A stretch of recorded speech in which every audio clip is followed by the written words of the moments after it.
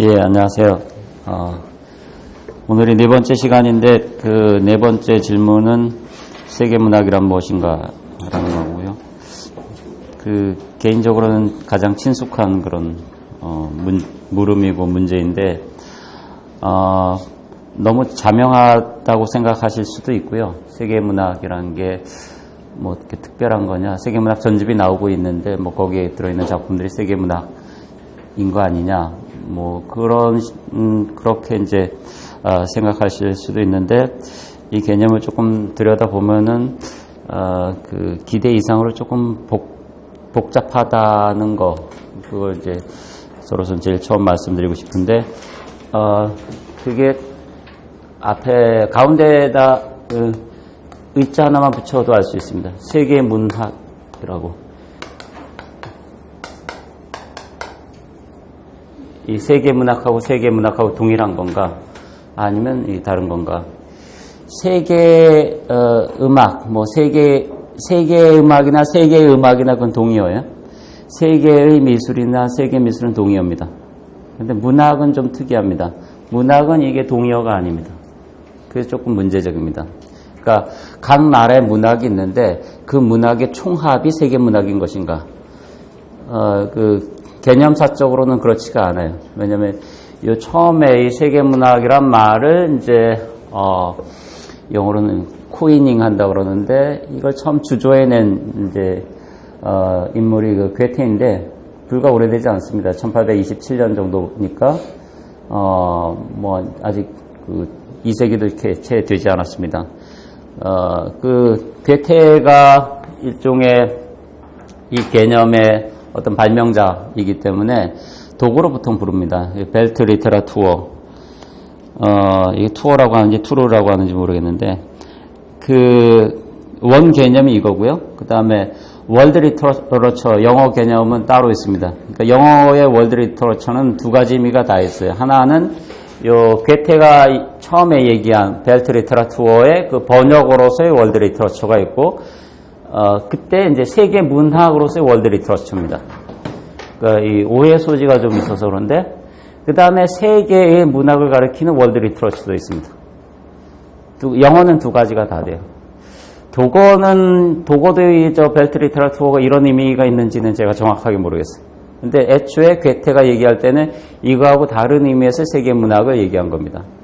그래서 약간 개념의 좀 교통 정리가 필요합니다.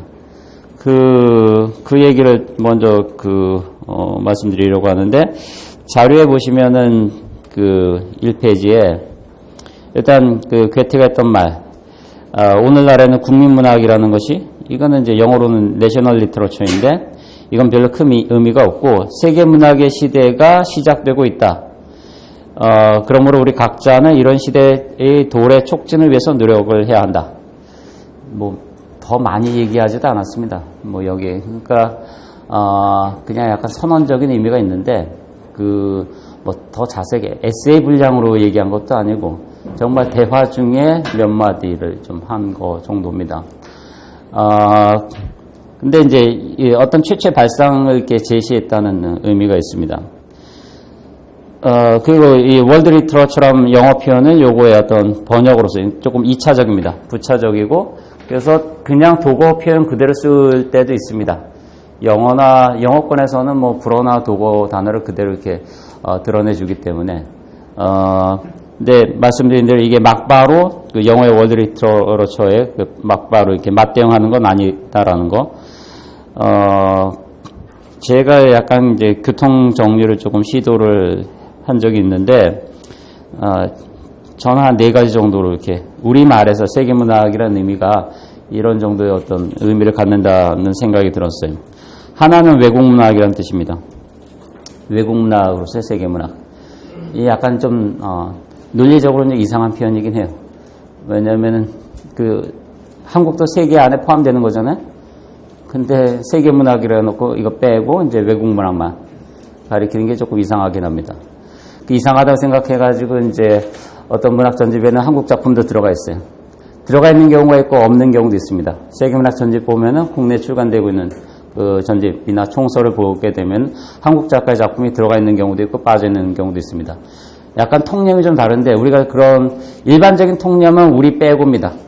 우리 빼고 나머지 세계 문학. 이게 이제 세계 문학에 관한 어떤 일차적인 의미인데 해외 문학, 예전에 해외 문학이라고 그랬고 이제 외국 문학을 가리키는 말로 세계 문학이라는 용어를 쓸 수가 있습니다. 두 번째는 보통 세계 문학 전집이 이제 이런 이미지, 이런 의미를 이렇게 갖고 있는데 월드 클래식에 해당하는 거, 세계 고전, 세계 명작입니다. 세계 문학 전집에 들어있는 목록에 포함되는 그 이제 작품들이 대개 이렇게 되어 있습니다. 그 다음에 세 번째는 저는 글로벌 리터러처란 말을 이게 쓰는 용어인지는 잘 모르겠어요. 근데 이런 표현이 가능하다고 이렇게 생각이 됩니다. 글로벌 리터러처로서의 어떤 세계 문학. 이거는 세계 시장에서 통하는 문학이라는 뜻입니다. 그러니까, 대표적인 작가가 하루키나 코엘류입니다. 이런 작가들은 국내에도 다 베스트셀러이긴 하지만 전 세계적인 베스트셀러 작가들이고, 이게 옛날부터 이런 작가들이 있었던 건 아닙니다.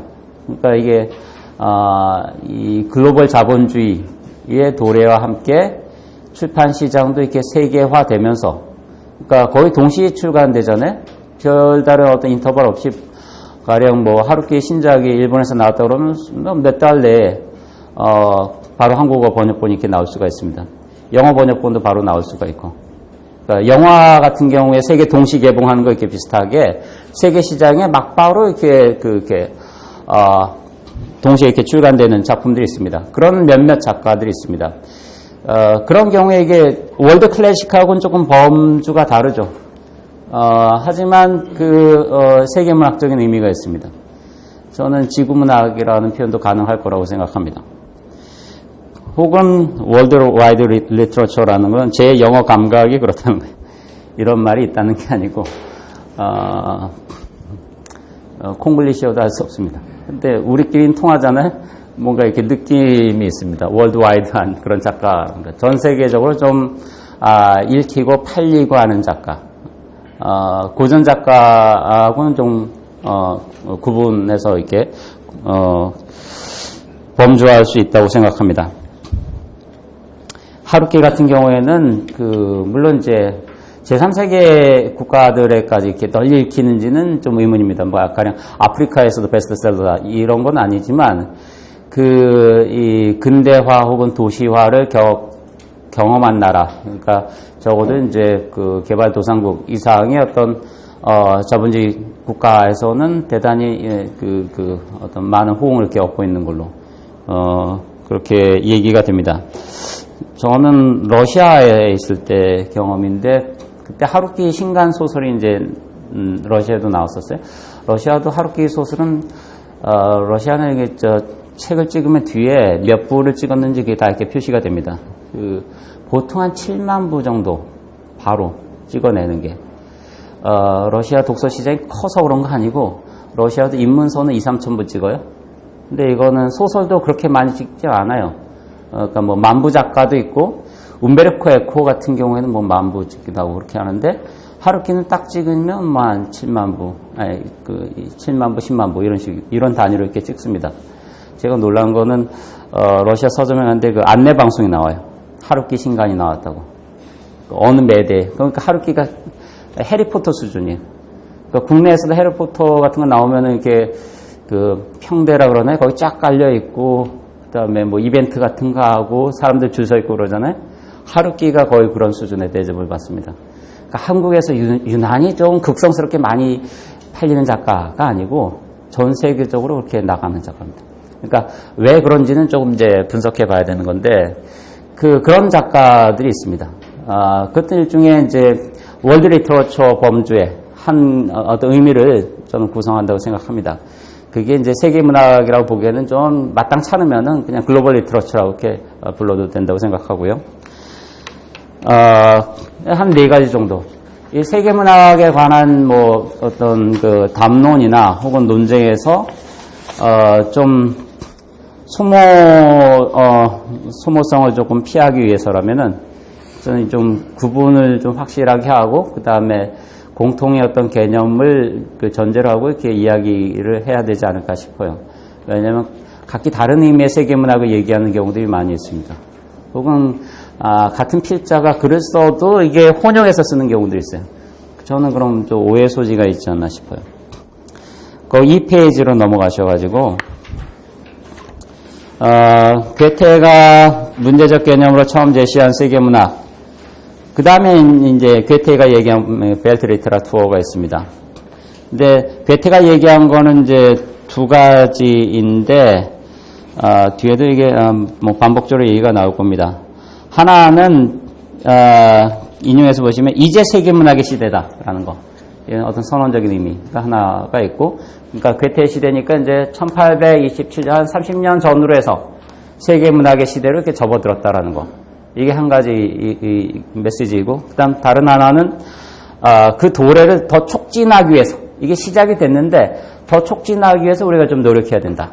이게 또 한 가지 어떤 주장입니다. 괴테가 얘기하고 있는 그게 좀 더 의미를 부여하자면 일종의 운동입니다. 그러니까 세계문학, 괴테가 얘기하는 세계문학이라는 거는 세계문학 운동으로 이해하면 조금 더 이해하기 쉽습니다. 그리고 좀 더 좀 정확하다고 생각이 돼요. 그리고 이제 요 괴테의 바톤을 이어받고 있는 게 이제 마르크스입니다. 그래서 백낙천 교수는 그런 표현을 썼는데 괴테 막스적 기획이라는 이렇게 표현을 씁니다. 이것도 이게 영어권에서도 다 이렇게 통용되는 표현인지는 잘 모르겠어요. 근데 뭐 이런 표현을 씁니다. 그리고 이게 마르크스도 공산당 선언에서 한마디 했을 뿐입니다. 한 문단 정도. 이 세계문학에 대해서, 세계문학의 어떤 도래에 대해서. 그리고 괴테가 한 뭐 몇 마디 하고 대화에서 그거를 이제 이게 결합시켜가지고 이제 괴테 막스적 기획 이렇게 부릅니다. 세계문학과 관련해서. 보통 그 좀 구분하기 위해서 저는 세계문학론이라고 이렇게 부르고 싶은데, 그러니까 구분해야 됩니다. 세계문학에 관한 담론들하고 그다음에 세계문학론하고, 이게 세계문학론이라고 할 때는 이제 괴테가 얘기한 세계문학에 관한 그 여러 가지 어떤 담론들이나 주장을 이렇게 가리키는 걸로 그렇게 좀 정리하는 게 좀 필요하다고 생각합니다.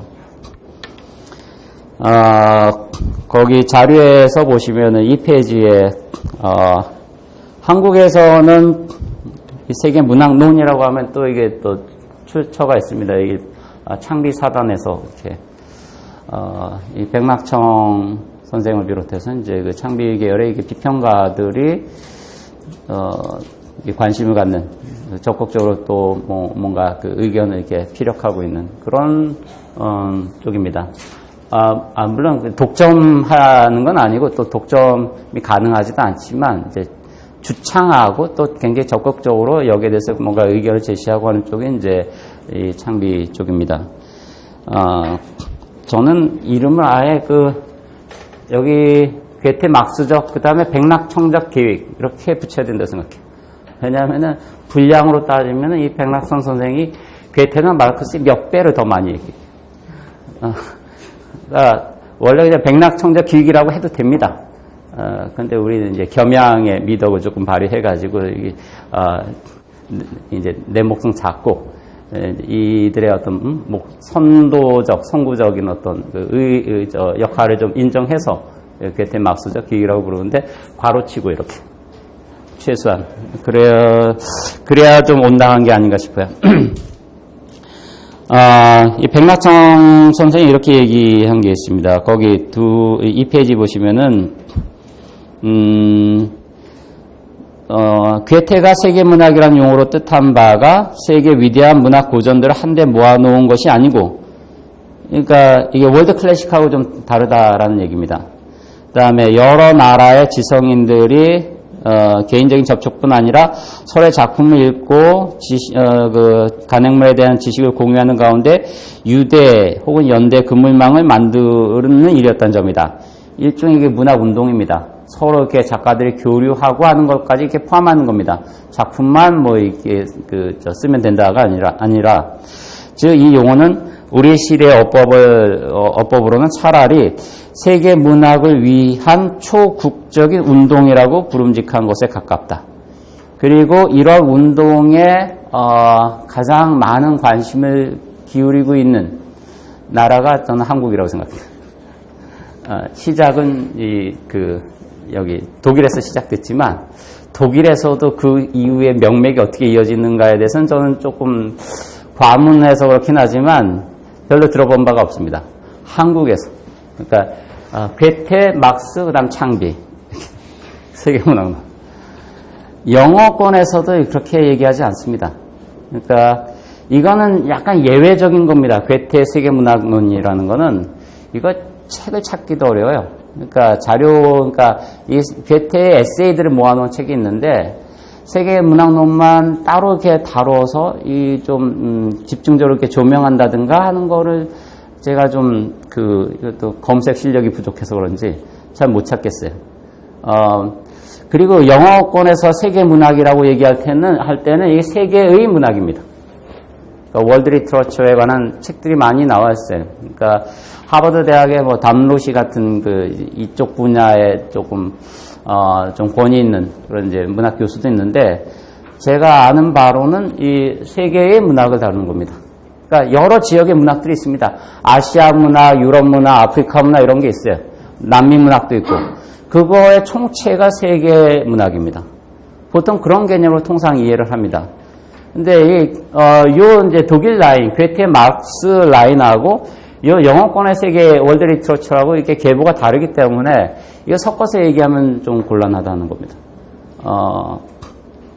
그걸 조금 주의를 해야 되고요. 그러니까 세계 명작과도 다른 세계 문학을 얘기하는 거니까 우리가 통상적으로 이렇게 대화할 때도 좀 문제가 됩니다.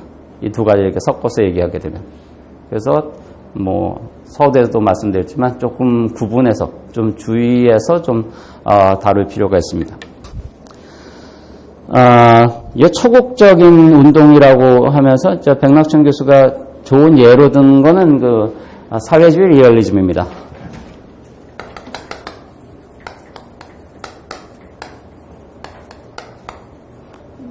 약칭은 SR이라고 보통 부릅니다.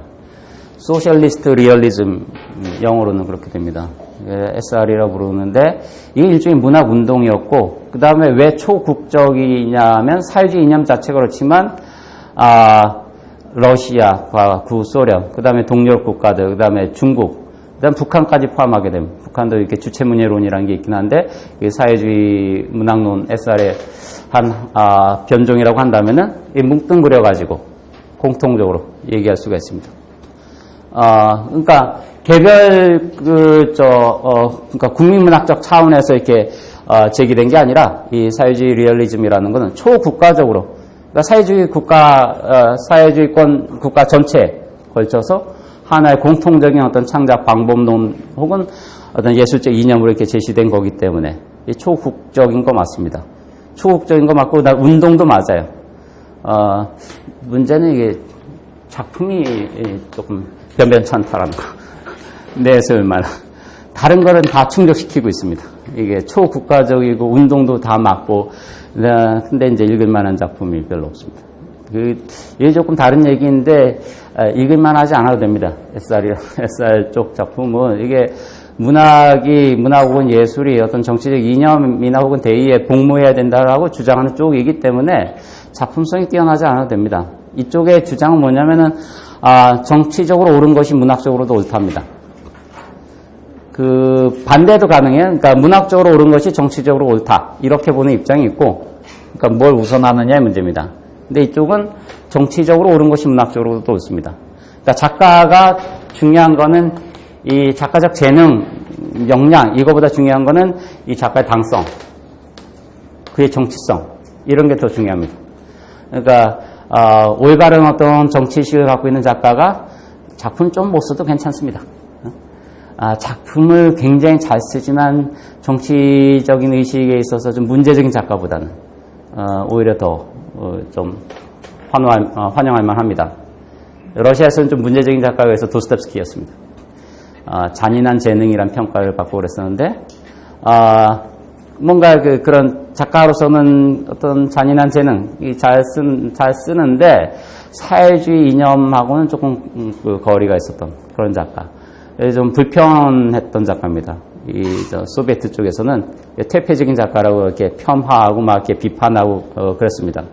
그러니까 그런 작가들보다는 아무리 걸작을 썼다 하더라도 그런 작가보다는 좀 못 쓰더라도 좀 이념적으로 올바른 작가들 그런 작가들이 더 중요하다고 더 필요하다고 이렇게 생각했어요.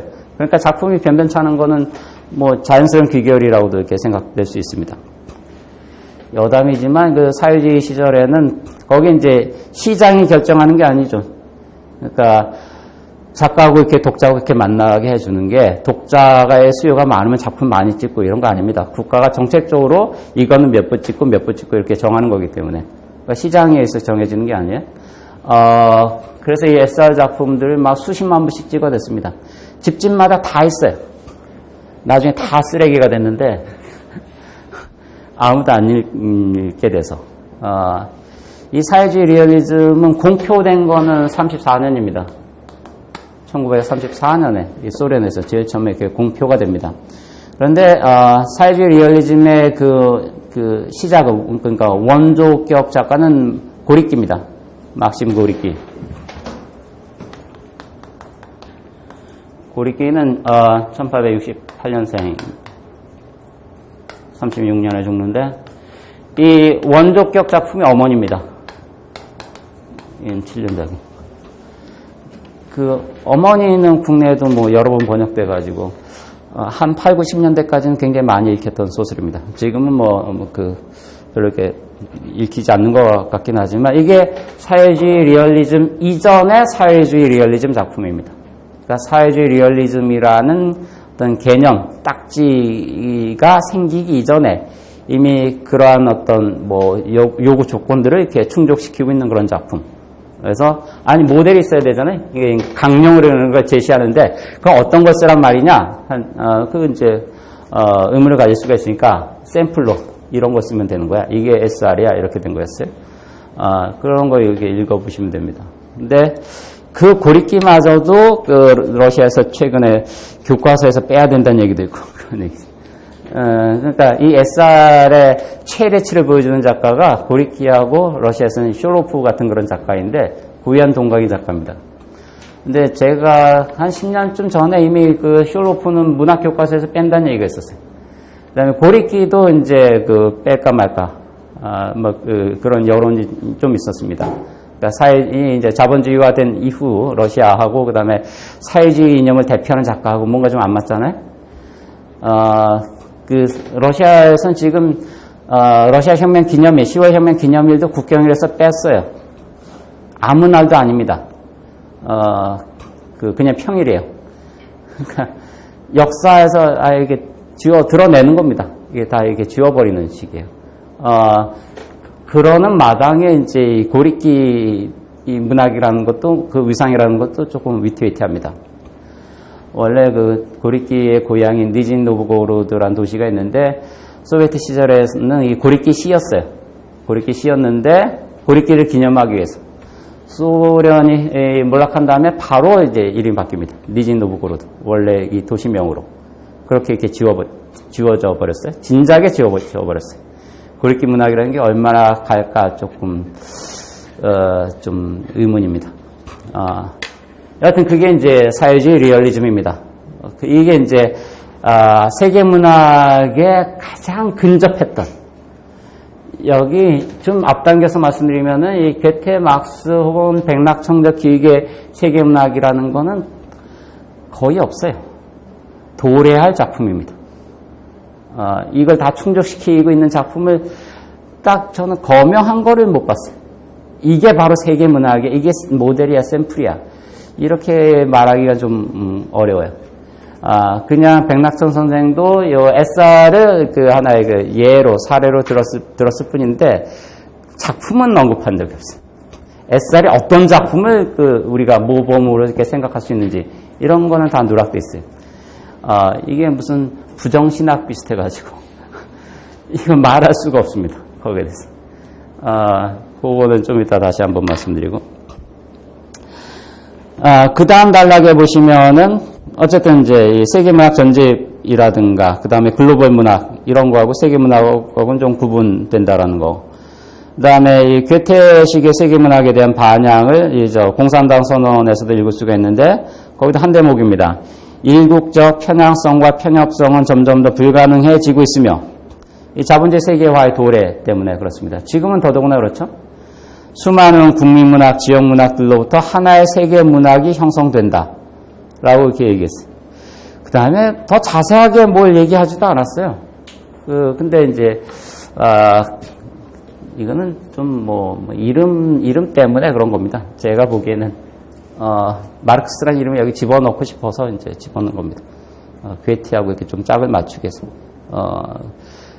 지대한 어떤 기여를 했다거나 이렇다기보다는 이 세계문학이라는 프로젝트에 어떤 좀 하중을 주려고 약간 거물급 인사들의 이름을 좀 갖다 붙인 듯한 그게 제 개인적으로 갖고 있는 인상입니다.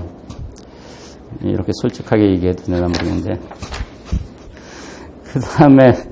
그 다음 단락에 보시면은 그렇다면 이 세계문학의 형성이라는 게 하나의 그러니까 이념입니다. 운동이면서 하나의 이념형이에요. 요 세계의 문학이라는 건 이거 현실입니다. 주어진 거. 각 나라의 문학의 역사가 있잖아요. 쓰여진 작품들이 있습니다. 그것들 총체이기 때문에 이거는 세계 문학에 들어가느냐 마느냐 이게 문턱이 있는 것도 아닙니다. 한국에서 지금 쓰여지고 있는 문학이 세계 문학이에요. 이쪽 관점에서는. 다만 그 중에서 이제 조금 좋은 작품이 있고 좀 모자란 작품이 있고 약간 걸릴 수는 있습니다. 근데 이 존재 자체를 갖고 문제 삼지는 않아요. 근데 이 세계 문학론에서 얘기한 세계 문학이라는 걸 이 문턱이 있습니다. 문턱이 있어가지고 세계 문학이냐 아니냐 이거 가지고 이제 논란을 벌일 수 있어요. 이 수준에 이미 도달했다 아니면 아직 좀 부족하다 모자란다 이런 식으로 평가를 합니다. 그 차이가 있습니다. 그렇다면 세계문학이라는 게 하나의 이념이고 이게 도래를 촉진해야 되는 어떤 거라고 한다면은 그것이 어떻게 가능할 것인가? 두 가지 루트가 있습니다. 하나는 이제 국민문학을 통해서 그게 이제 하나의 태제 형식으로 제시된 거는 올바른 민족문학이 올바른 세계문학이다. 가장 민족적인 것이 가장 세계적이다. 이거를 이제 약간 비튼 버전이긴 합니다. 그러니까 무엇이 세계문학인가? 무엇이 올바른 세계문학인가? 올바른 민족문학이 일단 선결 조건입니다. 그러니까 이 민족문학, 요건 이제 국민문학 레벨에서 어느 정도 수준에 도달한 작품을 가지고 그 다음 스테이지로 가는 겁니다. 이게 이제 세계문학.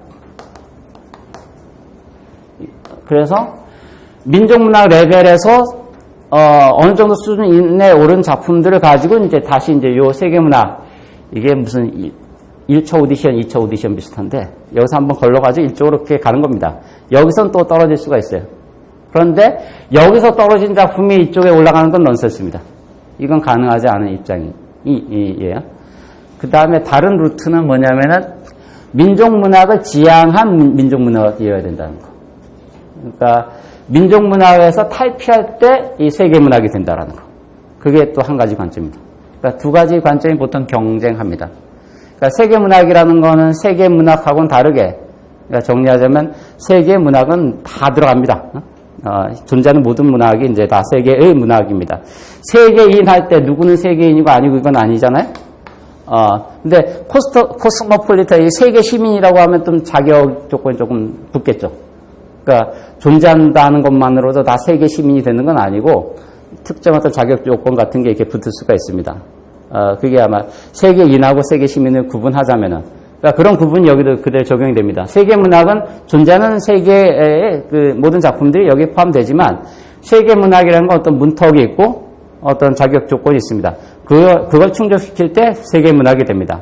근데 그 세계 문학이 되는 루트는 두 가지가 있는데 하나는 이 민족 문학이 된 다음에 일단 이게 된 다음에 그 다음에 이제 여기 도전해 볼 수가 있습니다. 그 다음에 다른 한 루트는 민족 문학이면 세계 문학이 아니다 이런 관점이 있을 수가 있어요. 왜냐 이 두 가지는 서로 이렇게 대립되기 때문에 대치하기 때문에 그래서 세계 문학이 되기 위해서는 이 민족 문학을 비켜서 가야 됩니다. 그러니까 이 거쳐서 가야 되느냐, 아니면 비켜서 가야 되느냐. 요 두 가지가 있습니다. 제가 상식적인 거를 말씀드리는 건 아니죠. 이게 조금 염려스러운데. 일단, 그러니까 뭐 대략 그런 요지인데 그 한 사례를 가지고 조금 더 보도록 하겠습니다. 이 페이지 보시면은 안톤 체홉의 단편 소설을 제가 예로 들었는데 좀 이해의 편의성을 위해서 이제 이 사례를 들었습니다. 이 작품의 뭐 주제나 이런 거하고 직접적인 관계는 없어요. 상자 속의 사나이란 그 작품인데 주인공은 그 어느 시골 학교의 그리스어 교사 벨리코프입니다. 별명이 상자 속의 사나이입니다. 단편 소설에는 보통 이런 개성적인 인물들이 등장하죠. 그러니까 이게 좀 특이하고 개성적이니까 이게 이야기가 시작되는 거잖아요. 그는 너무도 평범했다. 그럼 누가 읽겠어요? 남들 먹는 거 먹고 남들하고 똑같은 생각을 하고 아무도 관심 없잖아요.